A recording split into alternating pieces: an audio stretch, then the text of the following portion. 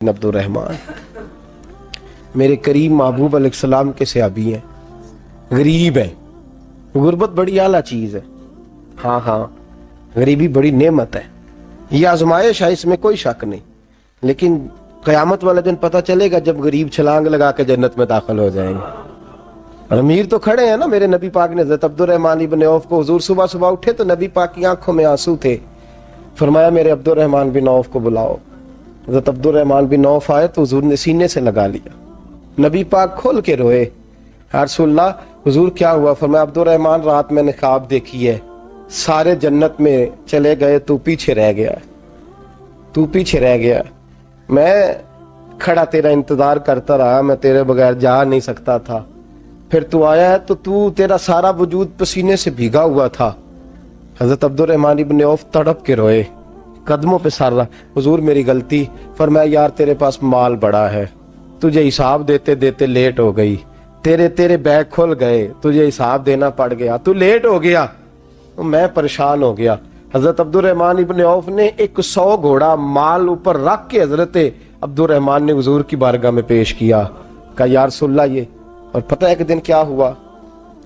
ایک دن سرکار کے وصال ظاہری کے بعد حضرت عبد الرحمان ابن عوف نبی پاک کے گھر کے دروازے کے باہر آ کے بیٹھ گئے اور یوں سر کو پکڑا ہوا ہے، رو رہے ہیں۔ حضرت ام سلمہ حضور کی زوجہ باہر آئیں، کہا بیٹا عبد الرحمان کیا ہوا؟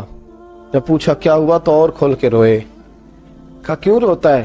کہا اماں جی جب تک میرے محبوب حیات ظاہری میں تھے مجھے بتاتے تھے یہ مال نہ کما، یہ کم، میں حضور سے بات کرتا تھا تو حضور روک دیتے تھے، اب مجھے ظاہراً بتانے والا کوئی نہیں، مال کے ڈھیر لگ گئے ہیں، آج حساب کرنے بیٹھا ہوں تو حساب نہیں ہو رہا، سوچتا ہوں اگر میں پھنس گیا تو مجھے کون اس سے بچائے گا؟ آپ محبوب کی زوجہ ہیں، میری ماں ہے، میں آپ کے پاس آیا ہوں، اماں جی مجھے بتائیں میں کیا کروں؟ تو حضرت ام سلمہ بھی رو پڑی، کہنے لگے محبوب تھے، میں کہاں ان کی ترجمانی کر سکتی ہوں، میں نبی پاک کی ترجمانی کیسے کروں؟ کہا اماں جی خدا واسطے مجھے کوئی حکم دے دیں، مجھے لگتا ہے عبد الرحمان برباد ہو جائے گا، ہلاک ہو جائے گا، خدا را مجھے کچھ بتا دیں، اتنا سارا مال ہے میں کہاں اس کا حساب دوں گا، مہربانی فرمائیں، یہ تجارتیں میرے گلے پڑ رہی ہیں۔ حضرت ام سلمہ کی جب منت کی تو فرمانے لگی جا بیٹے آدھا خیرات کر دے۔ کتنا؟ 2.5% نہیں، کتنے فیصد ہے؟ 50%، 50%۔ حضرت عبد الرحمان ابن عوف گئے اور 50% خیرات کر کے کہنے لگے اماں میں نے 50% دے دیے، میں بچ جاؤں گا نا، میں بچ جاؤں گا، میں دے آیا ہوں آدھا۔ تو حضرت ام سلمہ فرمانے لگی میں نبی پاک کی بارگاہ میں سفارش کروں گی تیری، اور نبی پاک اللہ کی بارگاہ میں سفارش کرے صلی اللہ علیہ وسلم۔ حضرت سالبہ بن عبد الرحمان، حضور دعا کر دیں، غریبی ہے، میرے نبی پاک نے فرمایا تجھی اس حال میں ہے بہتر ہے، کرتے ہیں حضور نہیں دعا کر دیں، فرمایا تجھی اس حال میں ہے، تیسری دفعہ پھر آ گئے، حضور نے دعا کر دی، 4 بکریاں تھیں، چند مہینے گزرے، کچھ تجارت شروع کی، چھوٹے موٹا لین دین شروع کیا تو 40 ہو گئیں، کچھ وقت اور گزرا تو ریوڑ بن گیا، پھر گائیں بھی آ گئیں، پھر اونٹ بھی آ گئے، پھر لائنیں لگ گئی، پھر ہر وقت حضور کے قریب بیٹھنے کو دل کرتا تھا، اب لین دین کے معاملات تھے، اب ذرا طبیعت تھوڑی پیچھے ہٹنے لگی، تھوڑا دل پیچھے ہٹنے لگا، پہلے 5 نمازیں مسجد میں، پھر زور اثر کی چھٹی، میری طرف دیکھو اور دیکھو میں کیا عرض کر رہا ہوں، پھر زور اثر گئی، پھر کچھ وقت گزرا تو مغرب بھی گئی، پھر اتنی بڑی حویلی کوئی نہیں، پھر باہر جا کے مدینے سے ڈیرا لگا لیا، جمعے کے جمعے آتے، زکوٰۃ کا حکم آ گیا 2 ہجری میں، حضرت ابو ہریرہ رضی اللہ تعالیٰ عنہ امیر زکوٰۃ مقرر ہوئے، 5 اونٹوں پر 1 بکری، یہ زکوٰۃ ٹھہری۔ اب جب گئے نا اونٹ گنے اور بکریاں گننے لگے، اوہو 1 کروڑ پہ 2.5 لاکھ، کس نے دیا تھا؟ دعا کس نے فرمائی؟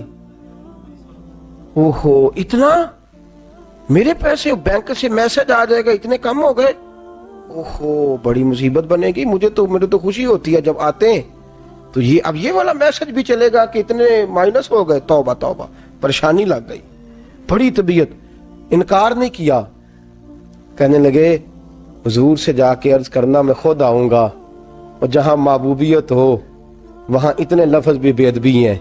وہاں ٹھہر جاؤ، سوچتا ہوں، سمجھتا ہوں، غور کرتا ہوں، یہ جملے بھی وہاں توہین ہوتے ہیں. محبوب ہو اور وہاں انسان سوچ سمجھ کی بات کرے. وہاں انسان، بابا بلے شاہ صاحب نے کہا، عقل آخ دی چگے نو سام کے رکھ، عشق آخ دے بال کے سیکنا چاہیے دائے. کہا جا کے کہنا میں آؤں گا. سب کی زکوٰۃ لے آئے، در رسول پہ آئے. حضور نے فرمایا پہلے سالبہ کی بات بتاؤ. پتا تھا نا پہلے سال. حضور اس نے کہا تھا میں آؤں گا. حضرت ابو ہریرہ کہتے ہیں نبی پاک نے ٹھنڈی آہ بھری، آہ ٹھنڈی. فرمایا ہلاک ہو گیا. اس کو کہا تھا نہ اس چکر میں پڑ، ہلاک ہو گیا، ہلاک. حضرت ابو ہریرہ فرماتے ہیں 2 باریک باریک آنسوؤں کے قطرے بھی میں نے محبوب کی آنکھوں میں دیکھے. اپنا ہے نا تو دکھ ہوا، یار میرا اپنا تھا، ہلاک ہی ہو گیا ہے، کدھر چلا گیا ہے. ان کو بھی بعد میں خیال آیا، او ہو میں تو غریب تھا، یہ آیا کدھر سے تھا. میں تو غلامی رسول میں آتا گیا تو رب میری عزتیں بڑھاتا گیا، یہ میں کس چکر میں پڑ گیا. آئے لائنیں بکریوں کی لائے، حاضر کی. حضور وہ میں نے کہا تھا حضرت ابو ہریرہ سے میں خود آؤں گا. حضور میں خود لایا ہوں. فرمایا محبوب نے مجھے تو نہ بتا، میں تو سمجھتا ہوں، میں نے کہا تھا تو میں آ گیا ہوں. فرمایا چل اٹھا، دوڑ جا، لے جا. حضرت ابو ہریرہ فرماتے ہیں انکار محبوب نے سالبہ کو کیا، لیکن آنسو ابو بکر صدیق کے بھی نکل گئے. فرماتے ہیں درد عثمان غنی کو بھی ہونے لگا، تڑپ مولا علی بھی گئے. فرمایا جا لے جا، نہیں چاہیے تیرے پیسے. فرماتے ہیں سالبہ نے ہاتھ باندھے، کہا محبوبہ غلطی ہو گئی. حضور مجھے، فرمایا تجھے کہا نا تیرے نہیں چاہیے، نکل جا. حضرت ابو ہریرہ فرماتے ہیں جب نبی پاک نے رخ پھیرا تو صحابہ کی زبانوں پہ بھی جاری ہو گیا یہ تو ہلاک ہو گیا. کہتے ہیں مدینے میں قحط پڑ گیا. محبوب نے فرمایا بلال تو بھی آج لا. ایک خشک چھوارا حضرت بلال کا قبول ہو گیا. لیکن سالبہ لائنیں لگی یا مال کی. فرمایا جا لے جا، تیرا قبول نہیں ہے. فرماتے ہیں تڑپتے رہے ساری زندگی اور مال کو دیکھ دیکھ کے آہیں بھرتے رہے، لیکن کریم نے اس تجارت کو قبول. حضرت ابو بکر صدیق کے پاس آئے، سرکار کے وصال، حضور قبول فرما لیں. فرمایا ساری دنیا کا قبول ہے، جس کا میرے نبی نے قبول نہیں فرمایا میں کیسے قبول کر لوں. حضرت عمر فاروق کے پاس آئے، فرمایا نہ تیرا قبول نہیں. حضرت عثمان کے زمانے میں وصال ہو گیا. عزیز یاد رکھ، تجارت وہ والی کر جو تجھے نجات دے، اس چکر میں نہ پڑ جا جو تجھے الجھا دے، جو تجھے الجھا دے. قرآن مجید کی آیت آئی اقترب للناس حسابہم وہم فی غفلۃ معرضون. لوگوں کا حساب قریب آ گیا ہے اور وہ ابھی بھی غفلت میں پڑے ہیں، ابھی بھی 2 کے 4 اور 4 کے 10 کر رہے ہیں. حساب کا وقت قریب آ گیا. حضرت انس آئے مسجد سے، ایک صحابی مکان بنا رہے تھے، جھونپڑی تعمیر کر رہے تھے. حضرت انس کو پریشان دیکھا تو کہنے لگے انس خیر تو ہے، کوئی نئی آیت تو نہیں آئی؟ تو جناب انس کہنے لگے آیت تو آ گئی ہے، رب نے کہہ دیا کہ حساب قریب آ گیا، تیاری کر لو. جھونپڑی بنا رہے ہیں، محل نہیں، جھونپڑی بنا رہے تھے. ابھی دیوار کچی مکمل نہیں ہوئی تھی، ہاتھ جھاڑ دیے صحابی نے. ادھر رخ پھیرا تو حضرت انس کہنے لگے کہاں جا رہے ہو؟ کہنے لگے بھائی میں حساب نہیں دے سکتا، میں مصطفیٰ کے پاس جا رہا ہوں، میں نے نہیں دیوار بنانی، بس بھائی میری اس دور سے بس میں کوئی نہیں حساب دے سکتا، میں کمزور ہوں. میرے رسول کائنات صلی اللہ تعالی علیہ وسلم نے میرے دوستو تجارت کرو لیکن اس کو عبادت سمجھ کے کرو. اگر تمہیں چوک وہاں دکان پہ بیٹھے خدا بھول جاتا ہے اور سودا کرتے وقت رب رسول کی باتیں تمہیں بھول جاتی ہیں تو پھر تو تم وانتم موردون میں ہو، پھر تو تم غافل ہو.